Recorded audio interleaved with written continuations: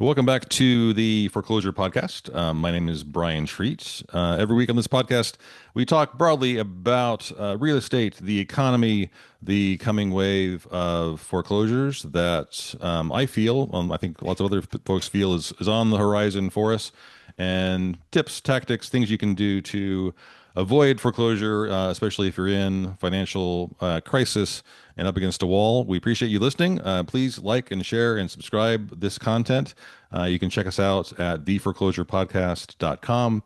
If you need the help of a realtor or an attorney, you can go to our website and fill out that contact form. We can very easily find you someone that can help in Texas or New Mexico. But pretty much, if you're listening to this and you're in the lower 48, we might be able to find you someone in your area who can give you some professional input. The sort of the recurring, the mantra of the podcast here is: if you're in crisis and you're getting letters in the mail that are ugly, don't do nothing, do something. Reach out to professionals in your area to try to track down some help so you don't get foreclosed on. So we've been kind of wandering off path a little bit, not really talking directly about foreclosures of late, and we're kind of doing that a little bit again this week. I'm joined today by Laura Lynch. Laura is a tiny home expert. I'm a big tiny home fan, and we're going to talk about the benefits, lifestyle benefits, but also economic benefits of tiny homes. And Laura, I think you're on mute, but thanks for joining us. Oh, there you are. Yeah, I have to put myself on mute from time to time because, I have all these dogs in here in my Oh, do you? tiny Okay.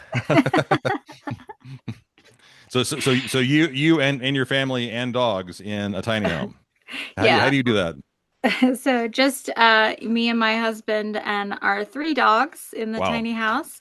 For a while, my stepson was here as well, but now he has his own 400 square feet Nice. space. Okay. Excellent. Yeah, good.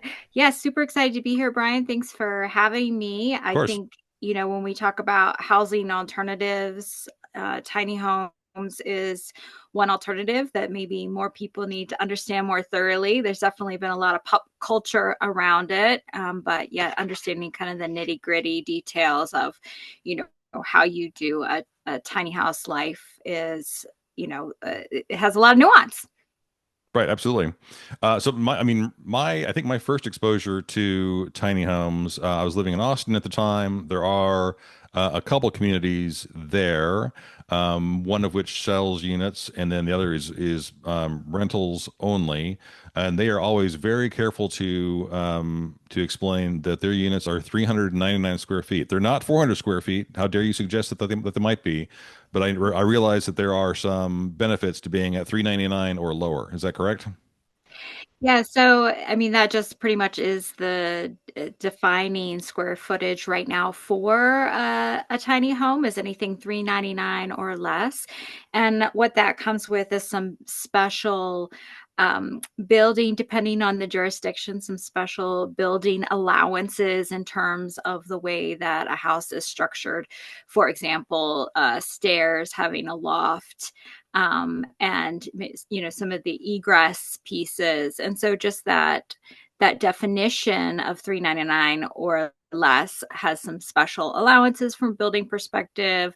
It also really comes down to the legalization piece because each jurisdiction, which would be city or county, state level, there's so many layers of regulation, may or may not recognize tiny homes. They may view them in different ways. Some of them only like them, on foundations. Others will accept them on wheels.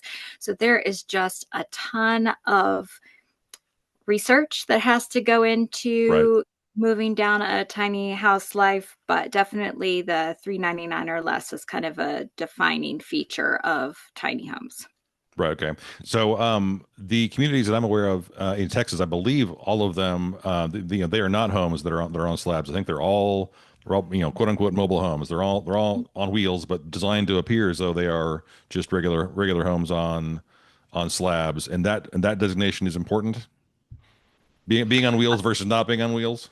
Yeah, so the on wheels is allowed in certain places and not allowed in other places. And so understanding, what a local community jurisdiction allows in terms of whether they allow tiny homes on wheels or not, is, it's so wild, wild west in terms of everybody being able to make their own rules, because we're talking about not single family homes in the traditional sense, but we're talking about a whole different thing that has really been viewed as a vehicle, not Hmm. real estate.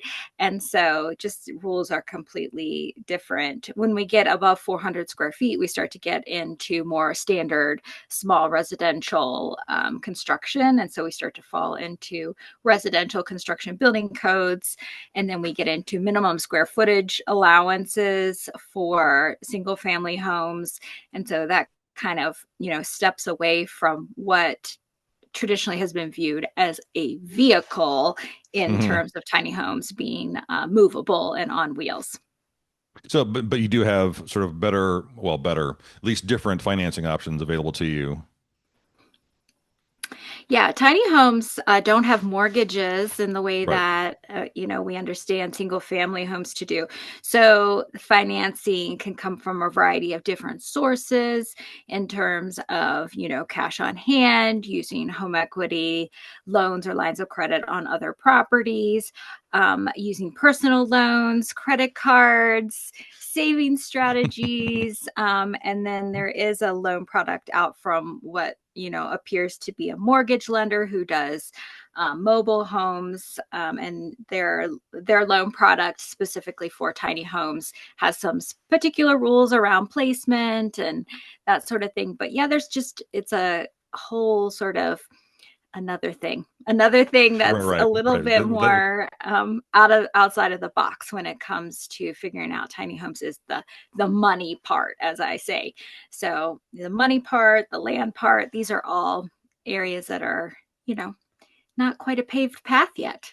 Right, right. Working in real estate in Texas, I spend a ton of my time dealing with sort of the cookie cutter traditional real estate developing the neighborhoods that are developed traditionally with an HOA, et cetera.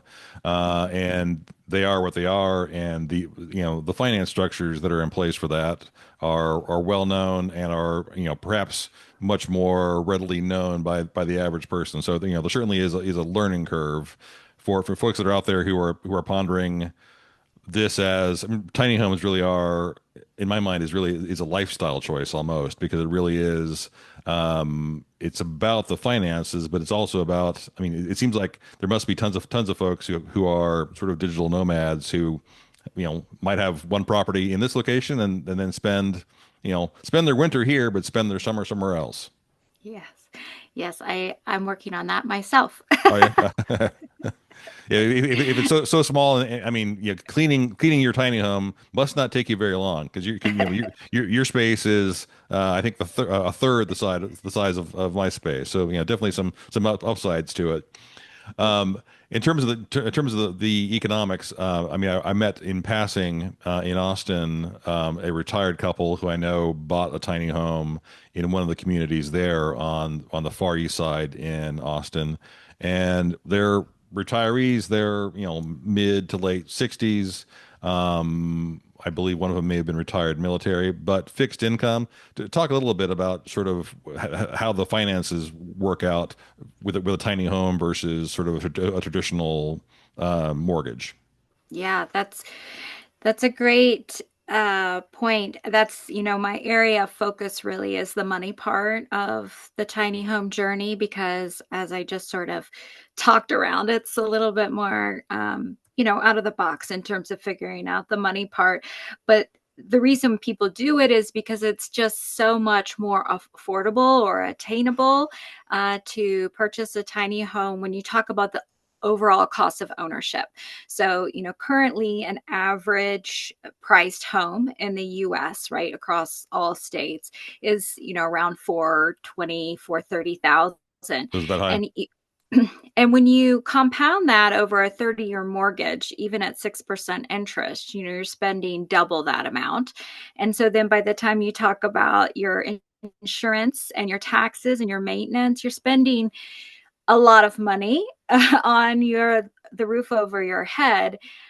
Whereas you can get a tiny home for perhaps a third the cost, pay it off Hmm. quicker, get debt free faster, and really be able to focus on other things that are more important to you than just the roof over your head. And for some people, right, a large house, a big roof where they congregate their family is really important to them, and that's cool. But for the rest Right. of us who really just use our home as a safe home base to come to, and really we don't want it to be so burdensome to us financially because we have other more important things that we'd rather be working on, this is where the tiny home really becomes a huge life shift and a major valuable pivot for folks.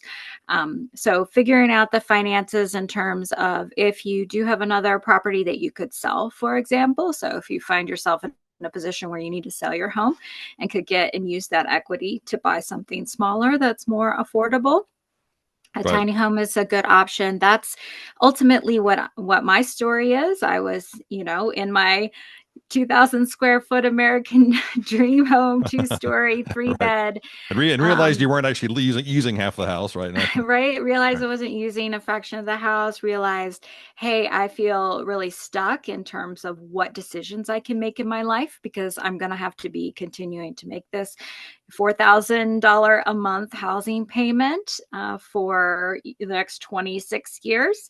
Right. And really, I have other things I'd rather be doing with my money. And so we were able to sell our house. And go tiny. And so this is just a huge shift. If you can figure out the complexities, it really has a lot of reward on the other side of that challenge. And then for folks that are trying to get into a home for the first time, there's a lot of opportunity there to think creatively about how one would buy a tiny home as a first time home and use it as a stepping stone for a future life that may look different than tiny, but it's a good starting point because it's just so much more attainable. Right. And right now, the homes are just simply not being built for people in middle income brackets. You have to have, as I'm sure you know, a 6-figure income in order to buy the average home right now. Right. And that just isn't realistic for most people. So a tiny home is one option. And hopefully, as we move further along in the arc of what's happening in housing and as this market develops, hopefully there will be more smaller footprint homes that are brought to market that allow people to maybe not have to deal with the complexities of the 399 or less, but in fact get themselves into a 600 800 square foot house. Hmm. This is actually what we built back in the 70s, right? Was smaller homes that were more affordable. And so we just need to see some shift in the industry to go back in that direction in order to create housing for more people instead of just creating housing for people with, significant incomes. Right. In Bear County here, I don't want to shill for any builders, so I won't mention names. There is at least one builder. I'd have to look again, who has shifted at least somewhat. Not their whole portfolio of homes, but there are a couple communities in Bear County that are single family homes on slabs that are in that sort of 600 to 800 square foot range, and of course they're priced appropriately, and so that really does lower that, makes entry much simpler for folks. Because I'm battling all the time the fact that people, there is still the perception that creating wealth for yourself can be attained by buying your home and waiting for it to increase in value. I'm not sure that's necessarily a valid American dream so much anymore, but people still believe that, and going smaller, 700 square feet is going to be much more affordable than that 1,500 square foot house that people of our generation grew up in. Yeah. So the other, in terms of when you're breaking down the monthly cost, there are two things there that come to mind. People like buying homes because they can deduct the interest on their primary residence. That's not something that can be done with tiny homes, I presume. Yeah, I mean, it's not the same. It's not the same if you don't have a mortgage, right? You need that Right. mortgage interest It's statement. So if mortgage is you're, the vehicle through what? Right. Right. Right. yes, Right. And correct. then with all the folks that you're helping with and consulting with. I mean, are folks going out and actually buying land to drop their tiny home on, or are these folks they might already have other assets and they already perhaps own land that they've been that they're not going to use for their tiny home, or what are folks doing? Yeah.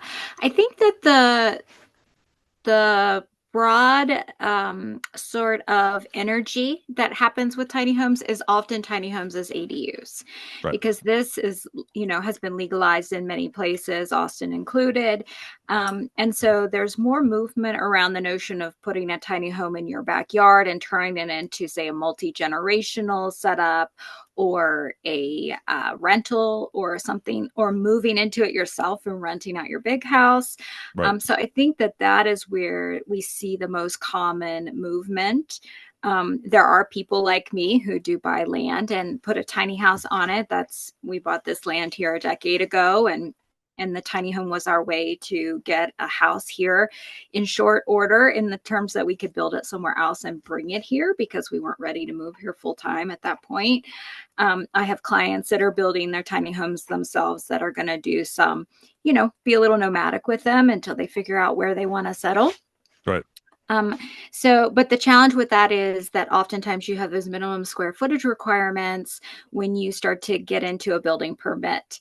And so that's often where people have to end up putting tiny homes on unrestricted land, which drives them out into further and further rural communities, right, which maybe that's not what they're looking for, or maybe that's not going to work for them from a work perspective. So that's where those communities that you've seen really come in and play an important role, because they are able to work through the zoning rules to create a space where those tiny homes are allowed. And so this is really important work for folks that are out there, thinking about how they might buy land and put more than one tiny home on it. This is a great development that can help other people go tiny, because it works through the legal process so that each person doesn't have to do that themselves. So yeah, there are people who do the tiny home on land. But I think the tiny home community is a more, smooth path for one. And then also, I do want to go back to what you were saying a minute ago about the American dream. And one of the things that I often beat up on and remind people about is that home equity is not, your home equity is not a liquid, sort of easily accessed right. Of course not. bucket of money. And sometimes we forget that this American dream around buying our home and continuing to upgrade throughout our lifetimes, with that home equity, we can't ever break off our third bedroom and sell it. In fact, Right, every time we want to tap our home equity, we're going to pay interest and fees again. And if we're taking out our home equity at a higher interest rate, as people are experiencing right now, then they're going to be dealing with current market rates. And so by having a lower cost of home, it enables you to save in other vehicles, retirement accounts or brokerage accounts or savings accounts, or wherever you want right. to Anything, right. save, in a way that is more tappable and more flexible. And so I've done the math and calculations in my financial planning software, taking two scenarios, an American dream couple and a tiny house couple, and looking at same income and seeing how their savings over time compounds. And actually, the folks that get into a tiny home and save outside of their home equity are able to build a higher net worth, just because they're not paying hundreds and hundreds of thousands of dollars in interest that do not go towards their home equity. Hmm. That's just money used to borrow somebody else's money. It doesn't actually build equity. And so I really like to champion the idea that we can create wealth outside of the, single family home model. Right. Yeah, that's super interesting to me as well, because that I mean I hear that American Dream argument um, really all the time, and there are markets. So I worked in real estate for a number of years in Austin. Up there, I mean, Austin benefited greatly. That metro area benefited from a rate of increase year over year that was 8, 9, 10% sometimes, and investors love that. But Mhm. I would have to look at the numbers, but I firmly suspect that the argument you're making, even in a place like Travis County, Williamson County, it still holds water, even with those higher rates of return. That okay, maybe you don't plunk every single dime you have 40%, 50% of your income into that dream home, maybe you take a different path and use other vehicles that have those higher rates of return. So that's super interesting. Yeah. Yeah. And I bought my conventional real estate in a highly appreciating market. And even there, I feel like that It so didn't pay much of my off. appreciation, well, it did pay off. I mean, we did well there, but I feel like so much of that appreciation was actually our sweat equity because we bought homes in foreclosure and distressed properties and improved them, as opposed to just, riding the market and continuing to pay our high taxes and our high crazy insurance Right. and maintaining the property right. So I think that you have to really, if you really want to get down to making decisions based on numbers only, which nobody ever does, everybody decides based on their emotion and values. But if Right. you really want to look at the numbers, I think there's a strong argument for investing, being more diversified with how you invest your funds, and not just trying to plunk all of your money into the real estate market. Right. No, that makes a ton of sense. And so you're saying nationwide average price point for single family homes is above 400. I know, across the area where I've been working, it ranges, Austin area is up now closer to 6. Down here in Bear County, we're closer to 3. Average price for tiny homes, whether you're doing financing or not, I've seen most of them, at least down here, are sort of right at or just over 100, but I've seen as low as 50 for sort of the glorified she sheds, all the way up to, I mean, I don't think I've seen a single one over 200. Is that about what you're saying? Yeah, for sure. Yeah, I think you can get a pretty nice custom tiny home for, less than 200,000, which Right. is, for a lot of folks in a lot of parts of the country is a pretty good deal and something that you can pay off relatively, more quickly than you can a more Right. expensive home, and therefore get debt free faster, which is ultimately the goal for many people who choose this life. Yeah, I mean that's great. I mean, for folks that are listening to this, I mean, especially for folks, unless you work from home, and are living in your space 24 hours a day. If you're getting up and your family is leaving every day to go work elsewhere, I mean, I'm just fascinated by these things. I have this dream of owning a couple of them side by side and having one to rent out or having a second one to have a home office. But I think they're just super cool. So I'm a huge advocate for them. Yeah. And I work from mine full time, Yeah. Yeah, and you're able to manage it. The family the family's not working there as well, I hope. That's right. No, no, my husband's out doing construction work all day. Doing So, other stuff. So okay. So yeah, if you're there alone mostly with the dogs, that's probably functional. yeah. Um, I want to make sure we got all of your stuff in the show notes as well. But you have a podcast as well. I want to make sure you have a chance to mention that. Yeah. My podcast is Less House, More Moolah. So you can find it on all the podcast platforms, my website, thetinihouseadvisor.com. And I probably spend I'm most active on social and LinkedIn. Okay, great. We'll drop those into the show notes as well. But super interesting stuff. I geek out over tiny home stuff all the time. So appreciate you coming on. I think it's just really valuable information. So I appreciate you joining us. Yeah, I'm glad to be here, Brian. It's definitely a little bit, it takes a little bit of work to figure out how you're going to make it happen, but it is so worth it. Yeah, there's a huge upside.